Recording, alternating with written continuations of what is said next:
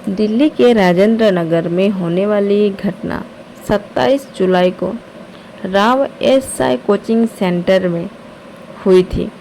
इसमें 3 सवाल सबसे ज़्यादा आ रहे हैं। पहला, इसका जब जिम्मेदारी कौन लेगा? इसका जिम्मा किसके है? किसकी वजह से यह हुआ है? दूसरा, कोचिंग सेंटर क्या लीगली थी? क्या लीगल जगह पे बनाया गया था? क्या कोचिंग सेंटर में सारी सुविधाएं थी? तीसरा, क्या कोचिंग सेंटर सिर्फ पैसा कमाने का जरिया बन चुका है? उसमें बच्चों का ज़िंदगी नहीं। चलिए जानते हैं हम लोग इस वीडियो के माध्यम से। लोग अपने बच्चों को ज़िंदगी संवारने के लिए कहाँ से कहाँ भेजते हैं। जिस यूपीएससी की तैयारी करने के लिए एक माँ एक पिता अपने बच्चों को अपने से दूर एक कोचिंग सेंटर में पैसे देकर वहाँ पे अपने भविष्य के बच्चे की उज्जवल भविष्य की कामना करते हुए वहाँ पे भेजते हैं, ना कि उस कोचिंग सेंटर में जाकर पानी में डूबकर मर जाना या घायल हो जाना। चलिए जानते हैं इस वीडियो के माध्यम से आखिरकार हुआ क्या। वहाँ पे लगभग दिन की 6 बज रहा था, शाम के वक्त अचानक से बारिश आया और उस बारिश में बारिश इतना रफ्तार से आ रही थी, पास के नाले सारे भर गए। वो पानी एक बिल्कुल ही गंदा था जिसमें आप इधर से उधर नहीं देख सकते। उस कोचिंग सेंटर के जो लाइब्रेरी थी, उस लाइब्रेरी में सारा पानी, नाले के सारा गंदा पानी और बारिश के पानी सारे जो गेट और खिड़की के माध्यम से अंदर आ गए। उसमें लगभग 35 बच्चे फंसे हुए थे, जिसमें से बहुत सारे बच्चे बाहर आ गए और उसमें कुछ बच्चे फंसे ही रह गए। 35 बच्चे अचानक से भागते, कुछ तो निकल गए, कुछ उसमें जो पाइप लगा हुआ था उस पाइप के ज़रिए बाहर आ गए। जिसमें बताया जा रहा है कि लगभग 35 बच्चे थे। 35 बच्चे में जिन बच्चों ने बाहर आया वह लोग बता रहे हैं कि शायद अंदर और सारे लोग हैं, क्योंकि जब हम लोग बाहर आ रहे थे तो हमारे पैर पकड़ा जा रहा था। यानी उस गंदे पानी के अंदर जो कोई था वह इन बच्चों की पैर पकड़ के आना चाहता था और मेरा पैर अचानक से छूट गया। तो इसका मतलब अंदर और सारे बच्चे हैं। आखिरकार प्रशासन क्यों उस वक्त पर नहीं आई और उस बच्चों की जान नहीं बच पाई? प्रशासन के आते आते आधा घंटा हो गया। क्या वह कोचिंग सेंटर इलीगली जगह पे थी? हाँ, बताया जा रहा है कि वह कोचिंग सेंटर लीगल नहीं थी, वह इनलीगल जगह पर बनाया गया था और उसमें कोई भी सुविधा ऐसा नहीं था आपातकाल में वहाँ से निकला जा सके, भाग जा सके। उसमें एक दरवाज़ा था जो स्क्रीन दरवाज़ा था, जिसमें आप अपने फिंगर को देखकर वहाँ पर अंदर एंटर करेंगे और बाहर करेंगे। बताया ये भी जा रहा है कि वह उस वक्त काम नहीं कर रहा था। जिस वक्त पानी भर गया, बच्चे भागने लगे, हबड़ा गए, उस वक्त वह काम नहीं कर रहा था। आखिरकार क्यों काम नहीं कर रहा था, चलिए हम लोग जानते हैं आगे। उस वक्त जिस वक्त पानी भरा उसमें 3 दरवाजे थे, जिसकी 2 दरवाजे में कोई फिंगर नहीं था। वह एक गेट था जिसे आप खोलकर बाहर जा सकते थे, जिसमें से बच्चे भागने की कोशिश तो किए। पानी का रफ्तार इतना तेज़ी से था कि पानी की रफ्तार 5 से 7 मिनट के अंदर उसमें 12 फीट तक ऊंचाई चला गया, जिसमें बच्चे पहले अपने आप को बचाने के लिए डेस्क बेंच पर चढ़ना शुरू कर दिए।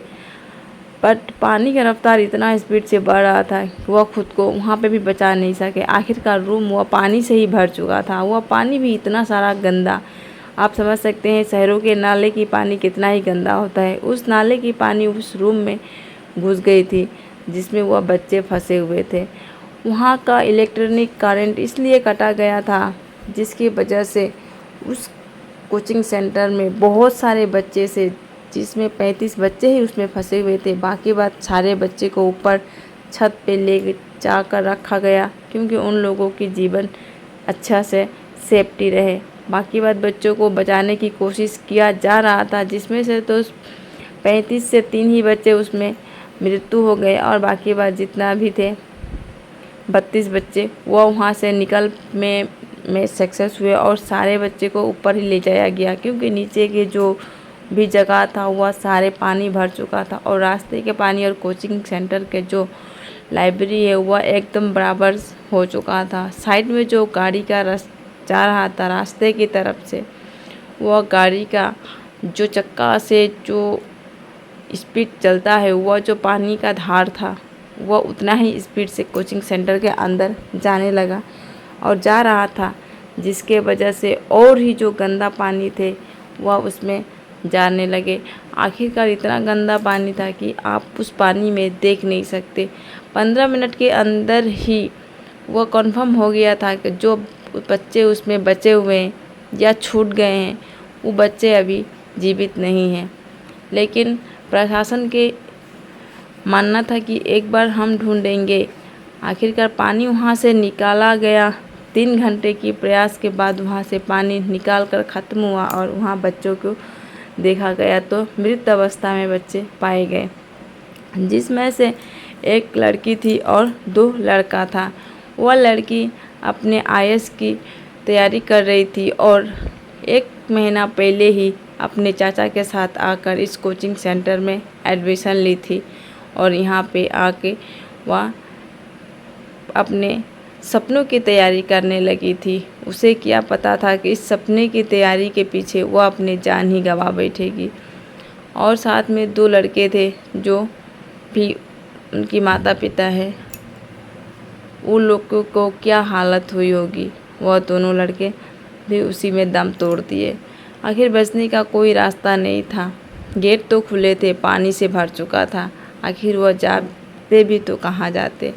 आप लोगों को क्या राय है इसमें? किस तरह इन लोगों को बचाया जा सकता था? क्या कोचिंग सेंटर का कुछ गलती था? कोचिंग सेंटर तो एक्चुअली गलती तो था, क्योंकि वह कोचिंग सेंटर पहला बार कोई बारिश नहीं हुआ होगा, आगे भी बारिश होता होगा जिसमें पानी इसमें जाता होगा। उन्हें समझना चाहिए अगर पानी आ रहा है इसे ऊंचा किया जा सकता है, या जो भी सुविधाएं थी जो आपातकालीन में बच्चे बच सकते थे, निकल सकते थे, अपनी जान को बचा सकते थे, वह सारी सुविधाएं यहाँ पे रखनी चाहिए थी, जिसमें वह बच्चे आज यह हाल नहीं हुआ था और उनकी जीवन सलामत होती।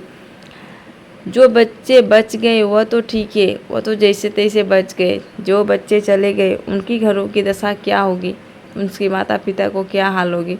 आप बताइएगा कमेंट में। इसका जिम्मेदारी क्या होना चाहिए, क्या उनकी दायित्व तो निभाना चाहिए। जिन बच्चों यहाँ पे आके अपना दम तोड़ दिए, उस दम तोड़ने के पीछे उन लोगों ने कितनी तकलीफ़ सही थी, कितनी तकलीफ़ से कहाँ से क्या लाए थे, आकर यहाँ पे अपने भविष्य उज्जवल करने के लिए घुसे थे। आखिरकार उन्हें क्या पता था कि उज्जवल तो हम ही हो जाएंगे, जो हमेशा के लिए, जो अपने माता पिता के पास दोबारा जा भी नहीं पाएंगे।